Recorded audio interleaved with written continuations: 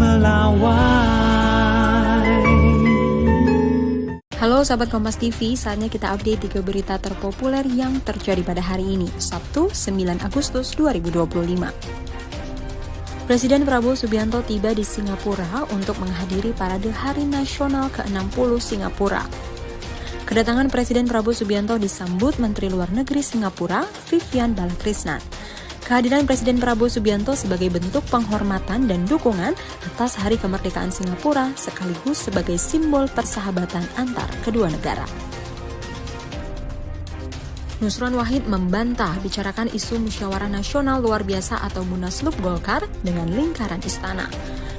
Nusron Wahid, Ketua Bidang Keagamaan dan Kerohanian Partai Golkar, menanggapi santai soal isu dirinya berdiskusi perihal Munaslup Golkar di istana. Kabar dirinya menjadi calon kuat sebagai Ketua Umum Partai Golkar menggantikan Bahlil juga ditepis dengan santai. Dirinya menjawab tidak mengerti dan tidak pernah diajak bicara terkait Munaslup bersama orang-orang istana. Soal isu Munaslup Golkar itu? Kan udah saya jawab. Nggak ada, Gus? Saya nggak ngerti. Nggak ngerti apa nggak ada, Gus? Nggak ngerti dan nggak pernah diajak bicara soal masalah isu itu. Udah saya jelasin. Tapi bukan berarti isu itu nggak ada kan, Gus, di internal Golkar, Gus? Nggak ngerti saya kalau soal itu. Tapi saya nggak pernah diajak bicara soal itu. Oh, berarti ada dong, tapi Gus nggak diajak? Saya nggak pernah diajak bicara sama lingkaran istana soal itu. Pernah ada. Soalnya nama Gus belakangan menguat. Santer nih, Gus. Makanya saya santer kan. Makanya saya santer disebut-sebut karena saya nggak pernah diajak bicara dan nggak ngerti. Kodam 9 Udayana masih menunggu proses investigasi terkait kasus kematian Pradaluki Capril Saputra Namo, anggota Batalion TP 834 UM Nagekeo, Nusa Tenggara Timur. Kodam 9 Udayana menanggapi banyaknya informasi yang beredar terkait kematian Pradaluki Capril Saputra Namo, anggota Batalion TP 834 UM Nagekeo, Nusa Tenggara Timur.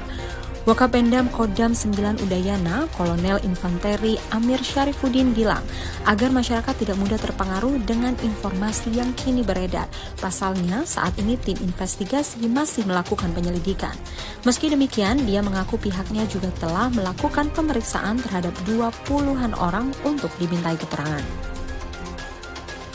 Selama ini yang kita terima itu informasi ya sekitar 20 orang, tapi dalam kapasitas dimintai keterangan dan itu pun cuma dimintai keterangan. Nanti keputusan akhirnya tetap kita lari kepada proses yang berlaku dari tim investigasi. Kalau di masyarakat sudah ada informasinya 4 terduga pelaku yang sudah diamankan dan diperiksa, itu apakah itu benar? Itu bisa jadi berita menyesatkan. Makanya saya harapkan rekan-rekan nanti yang beredar informasi itu selagi itu belum disampaikan oleh tim yang investigasi yang tunjuk, maka itu bisa jadi menyesatkan. Kita harus redam itu semua, kita harus bersikap dewasa, bersikap bijaksana, jangan kita membuat kegaduhan lagi di dalam masyarakat. Biarkan mereka fokus bekerja, sehingga apa? Sehingga nanti pada saat mereka sudah menentukan hasilnya, sudah dapat hasilnya, kita tunggu.